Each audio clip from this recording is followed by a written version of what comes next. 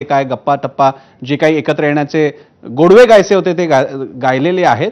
आता मात्र प्रपोजल पाहिजे आणि त्या बाबतीत दोनदा संदीप देशपांडे म्हणालेले 2014ला आमचं तोंड पोळलं, 2017ला पोळलं. आधी चर्चा एकत्र येण्याची होती, नंतर आमचे एबी फॉर्म लटकले आणि आम्हीच तोंडघशी पडलो. त्यामुळे थोडी कटुता आहे अनिश तिकडे. मनसेच्या मनातली ही कटुता, हा अविश्वास आणि पर्यायाने ते म्हणतात की उद्धव ठाकरेंनी आता प्रस्ताव द्यावा. या बाबतीत एक शिवसैनिक म्हणून आपल्याला काय वाटतं? अगदी अगदी त्यापूर्वी मी एका भाजपाच्या सन्माननीय प्रवक्त्यांचं मी एक उत्तर देऊ इच्छितो की भाजपाने ठरवू नये की ठाकरे ब्रँड हा कुणाचा आणि भाजपाने ठरवू नये की ठाकरेंची ताकद काय वगैरे. जाऊ दे, त्या विषयात जात नाही. आता मी येतो आपल्या प्रश्नावर.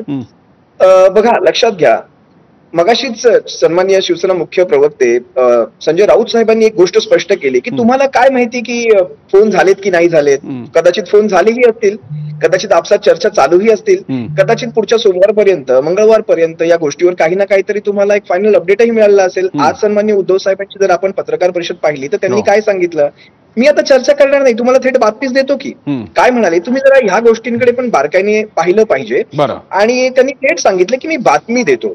आता बातमी देतो याचा अर्थ आता मीडियाने आपापल्या पद्धतीने लावू शकतात, पण आमच्या पद्धतीने आम्ही स्पष्ट सांगतो. त्यांनी एक ज्यावेळेस उच्चार केला की महाराष्ट्रातल्या जनतेच्या मनात जे आहे तेच घडणार आहे.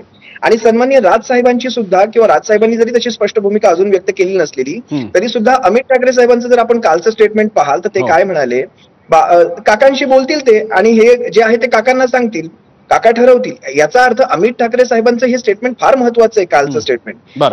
याचा अर्थ कुणाकडनंही या शक्यता नाकारल्या जात नाहीयेत. आज आपण ह्या गोष्टीत जाऊयात नको की सध्या कुणाची ताकद जास्त, सध्या कोण किती आमदार घेऊन बसलेला आहे, कोणाकडे काय आहे. यापेक्षा मराठी माणूस काय सांगतोय, यापेक्षा मराठी मन काय सांगतोय आणि मराठी माणसाच्या मनातला आक्रोश काय सांगतोय ते सर्वात जास्त इथे महत्वाचं वाटतं. बरं, मी गजानन यांच्याकडे पुन्हा एकदा जातो. गजानन, मग जर काय भावना विचार करा, तुम्ही आता शिवसेनेचे प्रवक्ते ते सुद्धा बॅलन्स करून बोलतायत, ते तुमच्या नेत्यांबद्दल चांगलं बोलतायत, सगळं चांगलं बोलतायत, पण तरी सुद्धा मनसे मात्र म्हणते आता प्रपोजल उद्धव ठाकरेंकडनं आलं पाहिजे. आता याच्यात एक नाजूकपणा मी तुम्हाला सांगतो.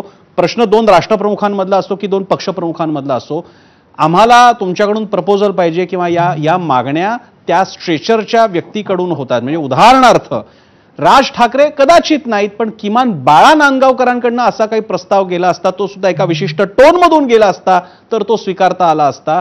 पण जेव्हा संदीप देशपांडे आणि अविनाश जाधव जेव्हा म्हणतात की हे तोंड वगैरे पोळलेलं आहे, मग आता प्रस्ताव यावा, त्याला एक थोडी निगेटिव्ह कनोटेशन येतं, थोडी कटुता येते त्या वाक्याला आणि त्या मागणीला. आणि तुम्ही नाही मागणी करू शकत उद्धव ठाकरेंना, जेवढं मला बेसिक पॉलिटिक्स कळतंय.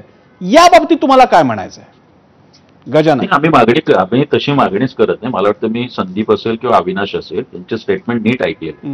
तर आता राहिला प्रश्न बाळा नांदगावकर साहेबांचा. मला वाटतं 2014 आणि 2017ला बाळा नांदगावकर साहेब तर गेले होते मातोश्रीवरती. बाळा नांदगावकर साहेब गेले होते आणि ते दोनही अनुभव हे सगळ्या महाराष्ट्राला माहिती आहे. याच्याबद्दल मला वाटतं सन्माननीय राजसाहेब ठाकरे सुद्धा बोललेले. बरं, सातत्याने जर आम्ही पुढाकार घेतलाय आणि त्याला होकार मिळाल्यानंतर त्याचं मूर्त स्वरूपच येत नसेल, बरं, म्हणजे आज संजय राऊत साहेब यांचं खरं तर अभिनंदन, कौतुक करायला पाहिजे की त्यांना जो कॅफेटेरिया वाटत होता ते आज किमान घर वाटायला लागले. म्हणजे आज त्यांनी अमित साहेबांच्या बद्दल बोलताना खूप गोडवे गायले, याचं कौतुकच करायला पाहिजे.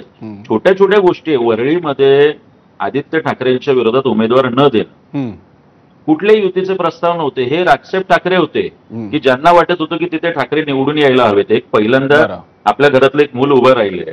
ठाण्यामध्ये महापौर व्हावा म्हणून आमचे 7 ते 9 नगरसेवक होते. याचा प्रस्ताव घेऊन त्यावेळी एकनाथ शिंदे गेले होते. आम्ही त्याबद्दल काही मागितलं नाही आणि आम्ही महापौर पदाला पाठिंबा दिला. म्हणजे मला आठवतं, मी ही खरं गोष्ट बोलू नये पण तरी आदित्य ठाकरेंवर आता जी काही चौकशीचा ससमिरा वगैरे मध्ये सुरू झाला होता त्याच्यावेळी शर्मिला ठाकरे वहिनींना विचारण्यात आलं, त्या म्हटलं असं करूच शकत नाही आदित्य. हे आणि त्याच्यानंतर मला वाटतं संजय राऊत की आदरणीय उद्धव साहेब धन्यवाद म्हणाले आणि त्याच्यानंतर परत वहिनींनी उत्तर दिलं की असे आभार मानायचे क्षण आपणही आम्हाला द्यावेत. खरं आहे.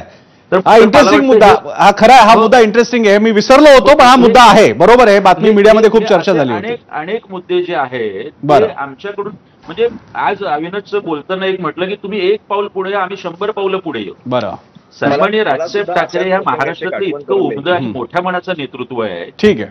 की आपण मागणी न करता आम्ही महापौर पदाला हे दिलंय, आपण मागणी न करता आम्ही आदित्य ठाकरेंना त्यावेळी आता बघूया जसं गजानन आता ते थँक्यू म्हणण्यासाठी तुम्ही त्यासाठी पहिल्यांदा कॉफी प्यायला जा, मग कॉफीचा कप घेतल्यानंतर थँक्यू म्हणा, पण त्यासाठी आधी घरी जा. आता वेळ आपली आहे, आम्ही 2 वेळा आलोय आपल्याकडे. ठीक आहे, मला भावना लक्षात आली आणि गजानन तुम्ही सांगितलेले संदर्भ सुद्धा मला उलट मला असं वाटतंय की बाहेरच्या नेत्यांपेक्षा या चर्चेतले दोन्ही नेते अनिश आणि गजानन असेल हे फार बॅलन्स आणि एकमेकांना सांभाळून घेण्याचा सेटिंग झालं होतं की काय चर्चेच्या पूर्वी, याच्याबद्दल मला जरा शोध घ्यावा लागेल. मला माहिती पण नव्हतं. मी विश्वास पाठकांकडे जातो. विश्वासजी आणि अतुल लोंढेंना मला एक सामायिक प्रश्न असेल, दोन्ही या घटनांचे आपापल्या पातळीला तुमच्या पातळीला काही परिणाम संभवू शकतात किंवा नाही संभवू शकणार? विश्वासजी, माझा तुम्हाला प्रश्न आहे, असं झाल्यास मुंबई महापालिका जे भाजपचं मोठं टार्गेट आहे, तुम्हाला काय आव्हान वाटतं? शेवटी ठाकरे नाव तर यांच्याकडे, शिंदेकडे ठाकरे आडनाव तर नक्की नाहीये, त्याचा परिणाम होईल की नाही?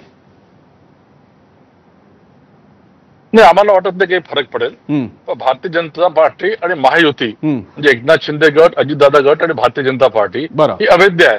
आणि आम्ही यावेळेस मुंबईमध्ये किंवा पूर्ण महाराष्ट्रभर ज्या प्रकारच्या निवडणुका होतील आम्ही मोठ्या प्रमाणामध्ये निवडून येणार आहे.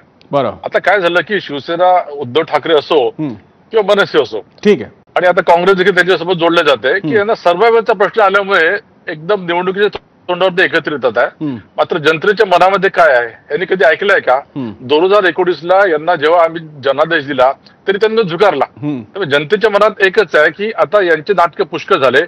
एकनाथ शिंदे हे बाळासाहेब ठाकरेंच्या विचारांवर चाललेले आहे. त्यामुळे एकनाथ पण म्हणजे विश्वास पाठक आता आशिष शेलार, देवेंद्र फडणवीस आणि बाकीचे नेते शिवतीर्थावर जाणं बंद करणार?